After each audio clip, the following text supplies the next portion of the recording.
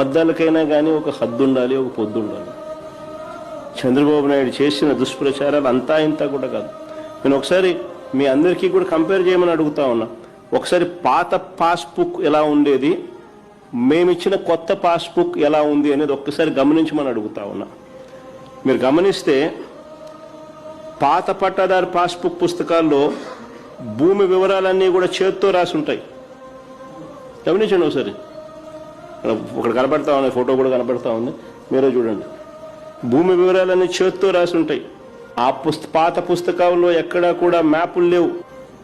పాత పాస్బుక్ ఊరికట్లా ఎన్ని ఎకరాలంటే 2.2 అట్లా రాసేయడం అంతే. ఇది పాత పాస్బుక్. ఒక్కసారి మేము వచ్చిన తర్వాత మా ప్రభుత్వం తీసుకొచ్చిన కొత్త పాస్బుక్ ఒకసారి చూడండి. సబ్ డివిజన్ చేసి మ్యూటేషన్